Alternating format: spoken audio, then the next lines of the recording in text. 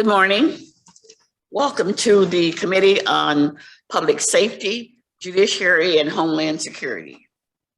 Madam Clerk, would you please call the roll? Commissioner Knizik has requested an excuse. Commissioner Kinlock. Present. Commissioner Basham. Present. Here. Commissioner Scott. Chair Clark Coleman. Yes. You have a quorum present. Thank you. Next item, B, Chairwoman's remarks. I have none. C, approval of the April 27, 2022 meeting minutes. Move approval with any necessary corrections, Madam Chair. Support. Properly moved and supported that we on the motion for approval of the April 27th meeting minutes for the meeting. Are there questions on the motion? Hearing none, all those in favor, please indicate by saying aye. Aye. Those opposed, the motion carries. Madam Clerk, D, unfinished business. There is none listed. next item. Item 1, under new business, an ordinance by Commissioner Basham to amend Chapter 207 of the Wayne County Code of Ordinances. I'll turn the floor over to Commissioner Basham on his ordinance. Thank you, Madam Chair. This is a result of something happening in the county and parks, and we talked about it at full board. But one of the experts dealing with that is Captain Sims from the Wayne County Sheriff's Department, and he would probably do be more laconic in answering or making a comment about this ordinance than I would. So if you allow me, I would like to have him say a couple comments. And the name is, identify yourself, please. Morning, Madam Chair. I'm Captain Theo Sims from the Wayne County Sheriff's Office. Yes, if you guys had any unanswered questions about the ordinance, I would be more than happy to clear anything up. Can you just say generally from a macro point of view what the ordinance does? Yeah, what the ordinance does is allowed us to enforce an aspect of the enforcement to impound vehicles like we do for narcotics and other nuisance. Yeah, I work with the county. Oh, this ordinance allows town cars and et cetera, when they're out there conducting themselves in a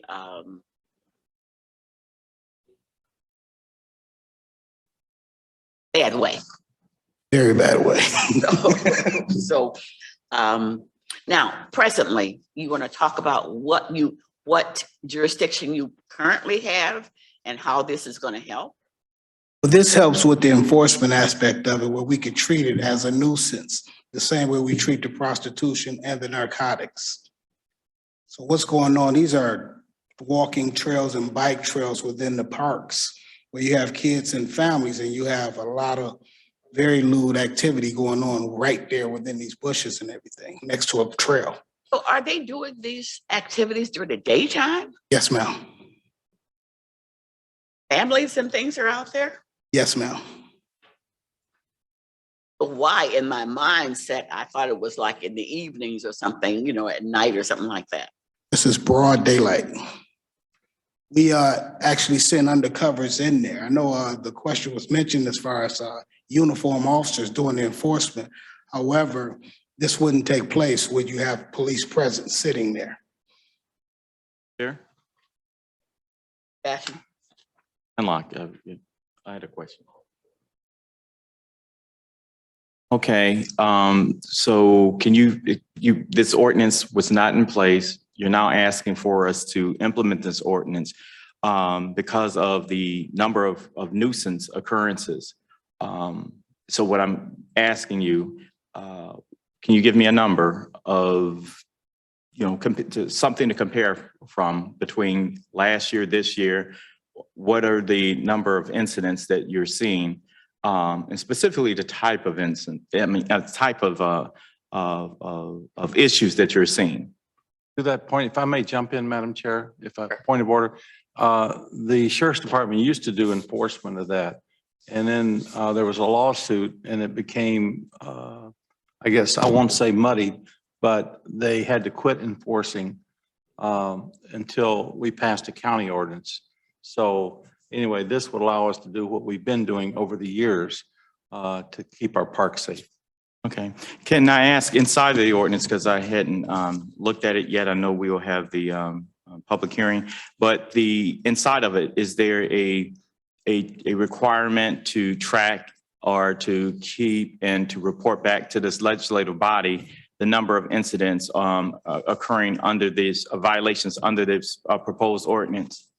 Can I, if I may, I'm not trying to step on my friend here, but this is like secondary road patrol. This is them enforcing, you know, basically law. So I don't think they would be reporting back to us like a unique kind of a thing. No, what I'm saying is that my frame of thought is moving forward, when we implement an ordinance, we should know how effective that ordinance is. And so I'm just saying, this is my first, you know, such ordinance that we're dealing with. So I absolutely understand it is what, you know, we're enabling the sheriff's department to actually, you know, carry out this function.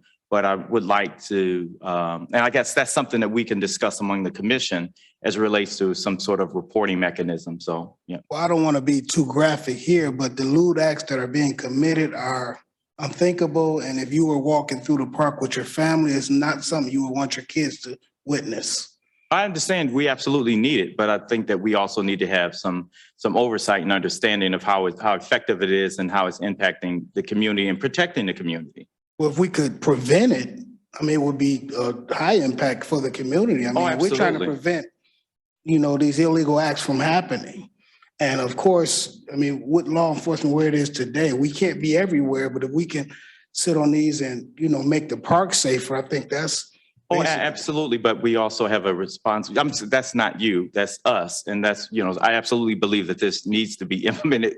It should have been implemented based on what I'm being told. Thank you. Thank you, Madam Chair. What is it exactly, the wording that we don't have now that we're going to have in this proposed ordinance? And is this for all of our county parks or all of our parks? And do we have enough? You know, we're always complaining that there's not enough sheriffs. So is there going to be enough sheriffs to implement this?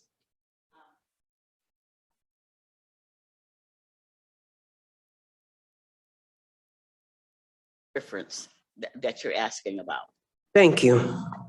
So through the chair, I will speak on this ordinance and then I'll defer back to Captain Sims to talk about the areas that they'll be enforcing this in. But what this ordinance does, it does create a different division within the county code of ordinances related to nuisances. And this particular section is specific to indecent, lewd, and obscene conduct that's being performed in the park. It can also be performed on streets or any other location. We specifically address the fact that these activities occur in vehicles or that people drive to the park or the area in the vehicles to commit these particular activities. And we have a section in here similar to what we have in our drag racing ordinance that allows for the determination that these are nuisances and thereby provides an opportunity for the county to seize the vehicle. Now, there is a due process, right? We don't just automatically seize your vehicle. While it may be seized on the scene, that doesn't mean that the county keeps it. There is a court proceeding and process similar to what they do in drag racing that will determine the fines and if the vehicle is actually forfeited to the county or not. But it's very similar to what they do as far as the enforcement piece with drag racing. We're going after the vehicles in this instance as a deterrent. In addition, we're also determining that the act, which we already know under state law is already illegal, but we're just also codifying that here. But this particular piece, as mentioned by Captain Sims, does give them that extra enforcement and deterrent of potentially taking those vehicles now, similar to, again, what they do with our drag racing ordinance. Would they have to go to court to get these? How do they get their vehicles back if they wanted to? Would they have to go to court? Yes, so there is a section in the ordinance that specifically speaks to the enforcement. There could be a civil action with regards to potentially forfeiting the vehicle to the county. You know, the court could order fines, they could release the vehicle back. Ultimately, the car could be forfeited to the county, which we would ultimately sell, I believe. So it really just depends on that court proceeding. But again, I want to make it clear that there is a due process aspect built into this ordinance, similar to the due process aspect that's built into our drag racing ordinance.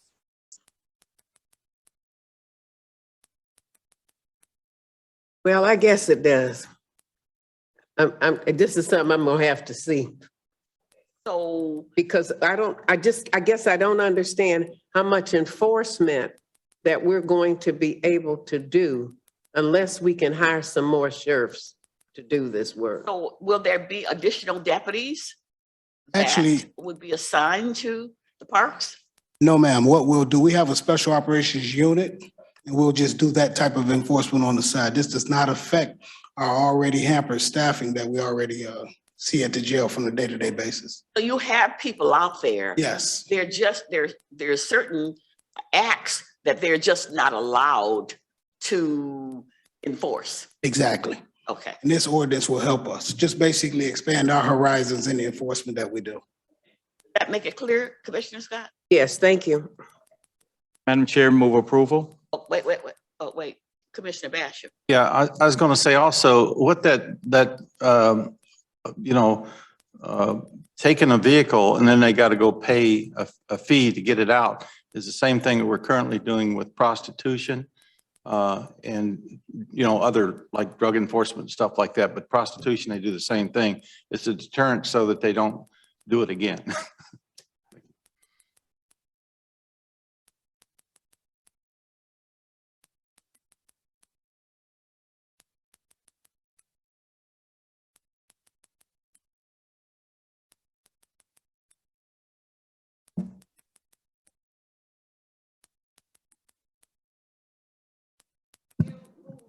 I did. Support.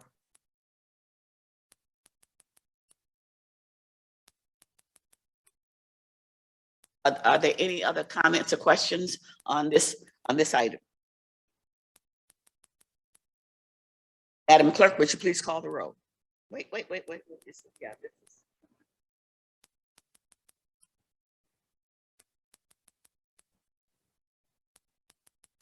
Commissioner Kinlock, Yes. Commissioner Basham, Yes. Commissioner Scott, Chair Clark Coleman. Yes. The motion passes. Thank you. Very much for being here. Clerk, next item.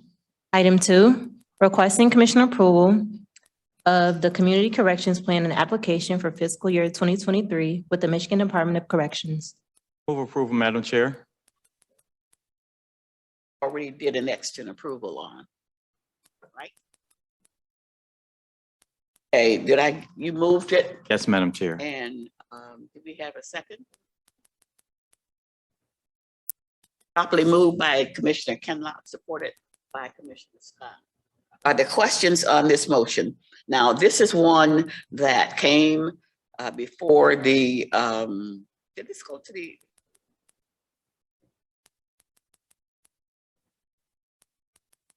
Okay, so this one came before the Community Corrections Advisory Board.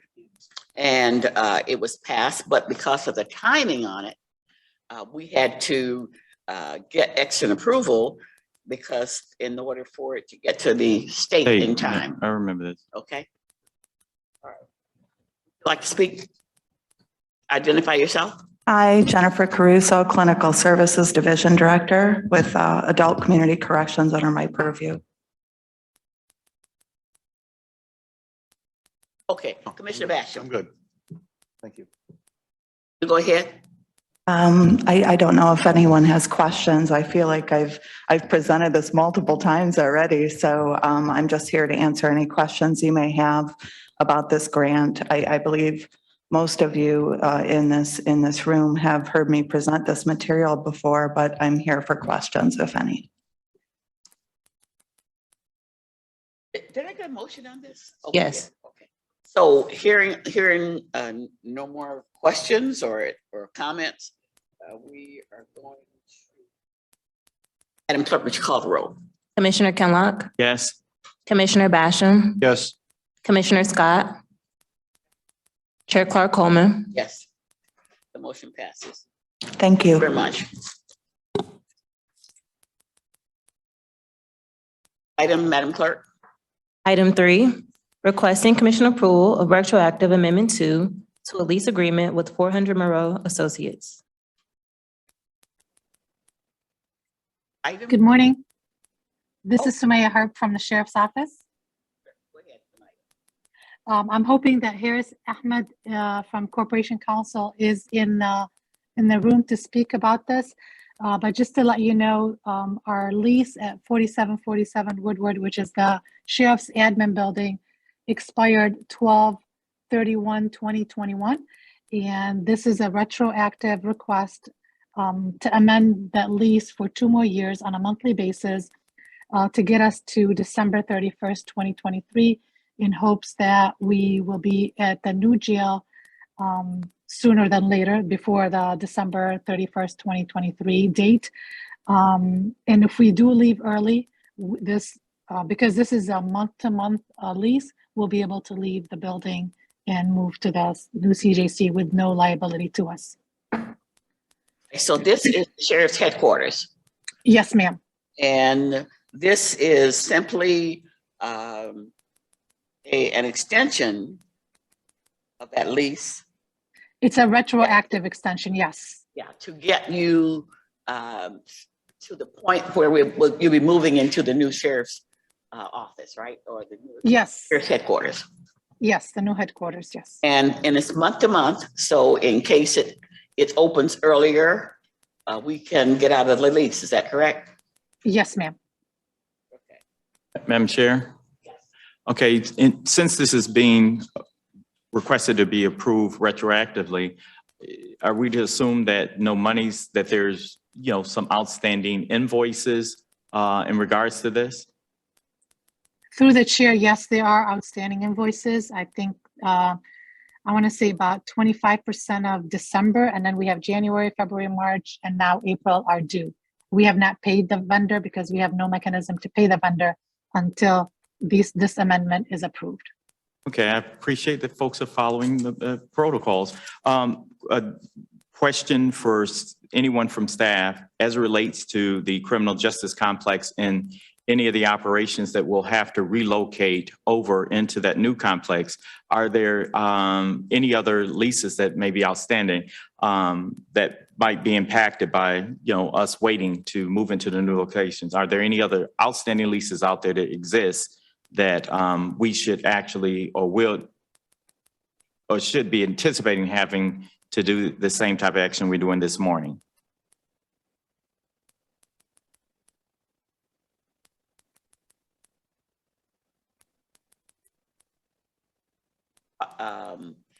Anything that might be out there that could be applied.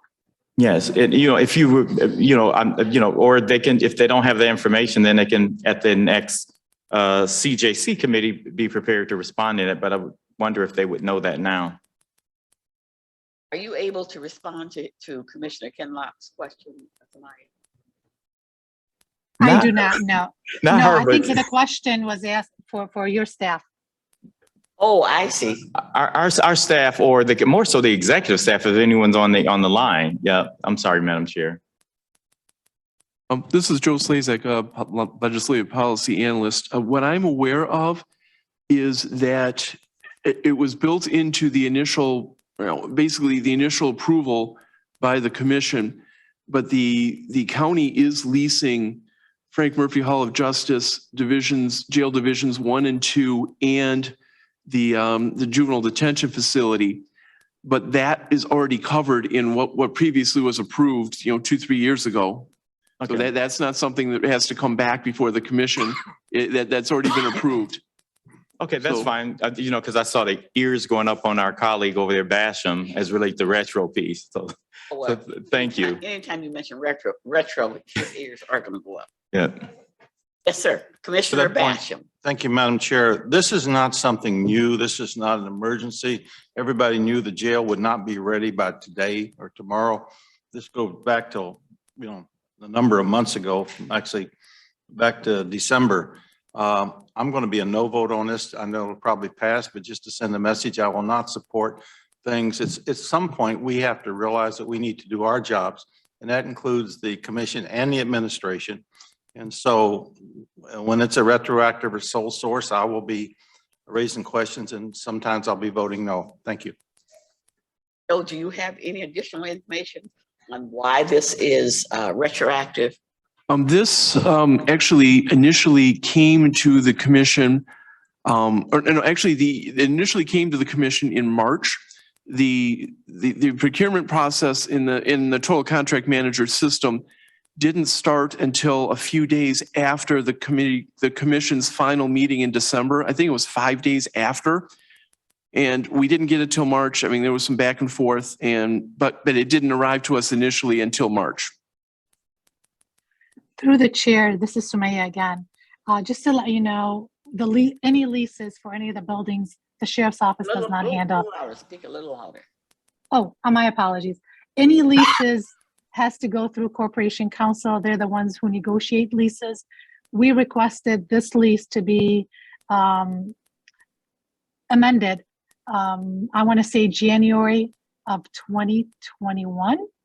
But because of the number of issues and the number of contracts that were in front of Corporation Council, that did not get completed till late last year.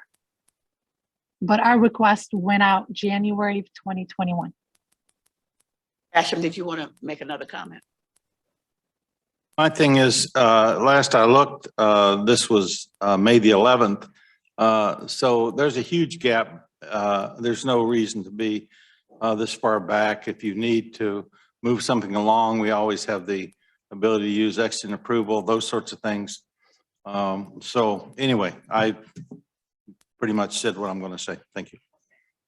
So move, Madam Chair. Support. Properly moved by Commissioner Scott, supported by Commissioner Kinlock. Are there any other questions on the motion? Madam Clerk, please call the roll. Commissioner Kinlock, Yes. Commissioner Basham, No. Commissioner Scott, Yes. Chair Clark Coleman. Yes. Motion carries. Next item, Madam Clerk. Item 4, requesting commission approval of a comparable source 2-year purchase order terms and conditions contract with the 1-year option to renew with Alley Bros. Through Okay, the chair, so- this is Sumaya Harb. Through the Oh, wait, chair, just is one it second. okay? Okay. Item 4 through 9 Yes. are all related. Yes. So Can I we're- take them all together? Yes, you can. You can take them all together. Perfect. Thank you so much. The collective bargaining agreement requires us to provide officers, corporals and police officers with vouchers so they can go out and purchase their own uniforms. The MCO certified officers will receive $150 voucher, and non-MCO certified will receive a $100 voucher. And there's a committee, per the CBA, there's a committee that meets once a year and they decide which vendors to use. And these 6 vendors were chosen by the committee.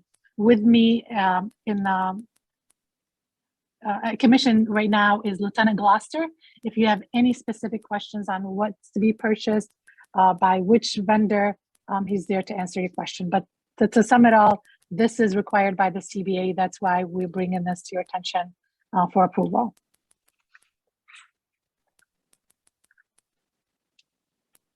Question. Lieutenant Gloucester? Hi, Lieutenant Gloucester through the chair. This is, as Director Harb mentioned, this is to conform with the CBA that was already negotiated that you guys approved of. It's allowed to buy uniform, equipment items, stuff that we don't supply in police property, flashlights, extra handcuffs, ankle chains, ammo for annual shooting if they shoot outside of what we issue. They're just materials that you that you reimburse them or you issue vouchers before they purchase them, right? Yes, we issue vouchers before they purchase them. It's a system in police property. And it's for uniforms and Uniforms. guns and the whole shot. Yes, to replace stuff that once they get their annual allotment of what we issue, if they need a new pair of pants, they'll go out and buy a new pair of pants with them. Mr. Basham? I agree with everything that Lieutenant just said, but my problem is with process. If all these companies actually can pretty much do similar same things, depending on your location, stuff like that, if they'd have put the sheriff's department had put a bid out to and see who complied with that, or give them all the opportunity to comply with that, but to cherry pick who I want you to do guns, I want you to do uniforms, I want you to do, then I think we're losing the public oversight of this process. And my thing is, we need to do a bid, and if only one company responds to it per item or whatever, then I'm okay with it. But when you don't put a bid out, when you pick, a comparable source, then obviously it's something I'm going to raise my arm about and continue to do that as long as I'm on a commission. So thank you. To answer your question, Commissioner, Lieutenant Sure, go Gloucester, ahead. through the chair.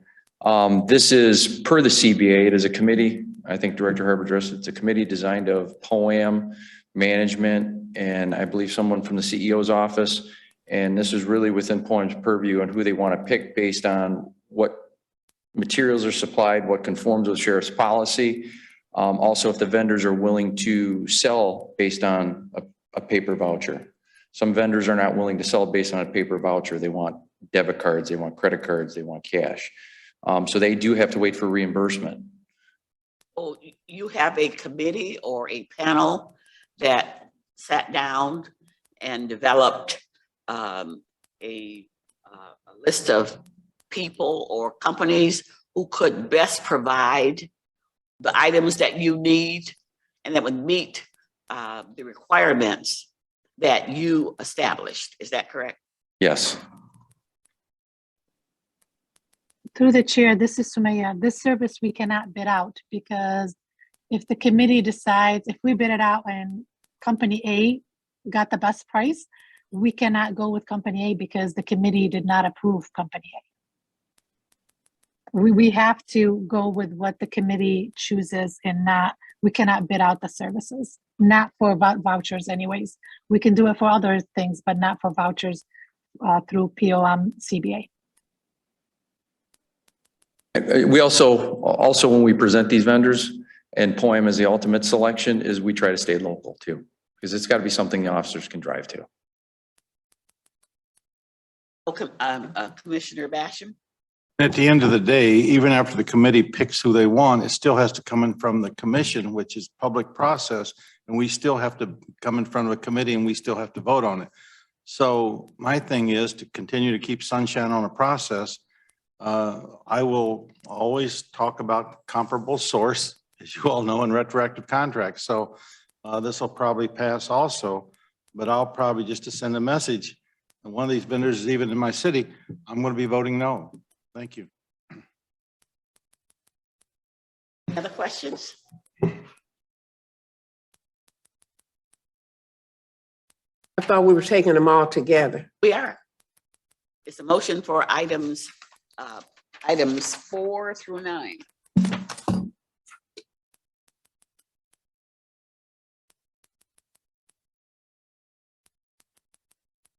Items 4 through 9. Are you? And I'm sorry, it was my understanding that we were voting at the end of 9. No, they're all related. They're all, Okay, but you want a motion on each one? no, I want a motion on items 1 through 9. Okay, so Because move. they all are the same. They're all were issued vouchers to go into these different companies and purchase their supplies and equipment. Okay, well then I'll make a motion on all of them then. I'm sorry, 4 through 9. What did I say? Oh, I'm sorry. Items 4 through 9. Yeah. So they're all related. So we're gonna just take them all together because each one would be the same subject matter.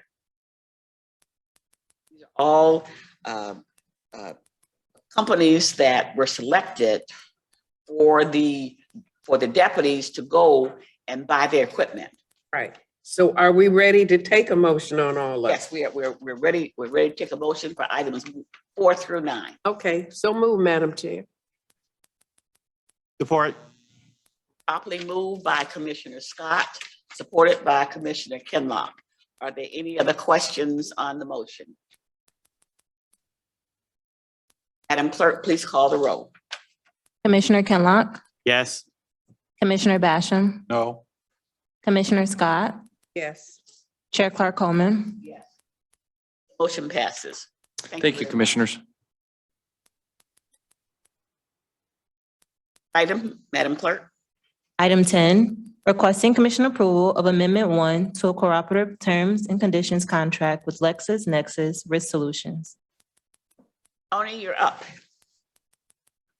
Good morning again, Madam Chair and Commissioners. Tony Guerrero, Chief of Legislation, Grants and Community Relations for the Wayne County Prosecutor's Office. The amendment number 1 that you have before you on the LexisNexis contract, first of all, this is a My Deal contract. There is a major difference between LexisNexis in what we use it for and the Westlaw system for online legal research.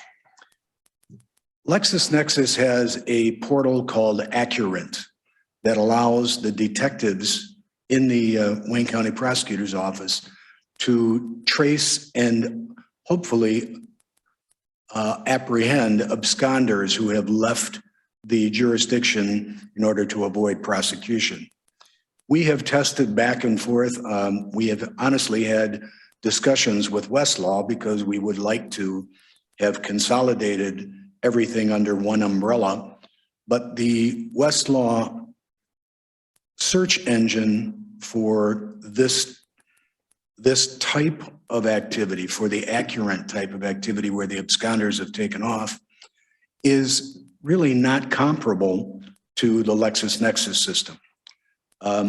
This increases the amount by $46,650, raises the not to exceed amount to $158,610.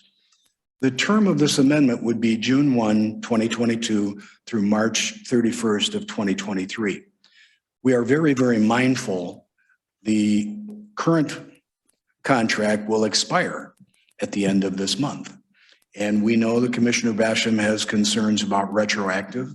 So we have put this through in order to avoid having a retroactive contract, and this will carry us to the end of March next year. I'm happy to answer any questions you may have. So move, Madam Chair. Support. Properly moved by Commissioner Scott, supported by Commissioner Kinlock. Are there questions?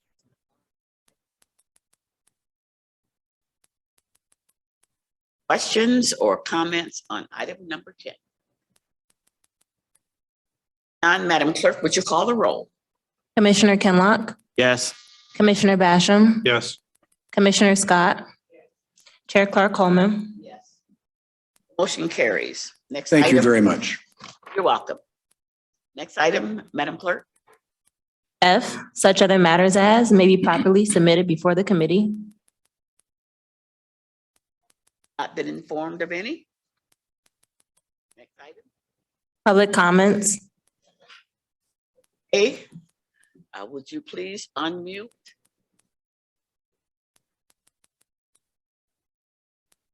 Or on the phone. It's now time for public comment. If there's anyone on the phone or in Zoom who would like to make a comment at this meeting at this time, please go ahead.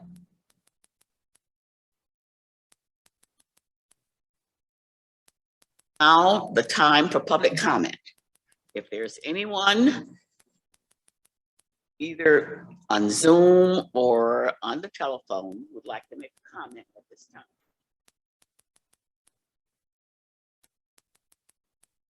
Last call for public comment at this time. If you're on Zoom or the telephone, please speak. Your last chance. Madam Clerk, do you have any emails? No emails. Okay. Then public comment is closed. Next item, Madam Clerk. Adjournment. So move, Madam Chair. Support. Meeting is, all those in favor, please indicate by saying aye. Aye. Aye. This meeting is adjourned.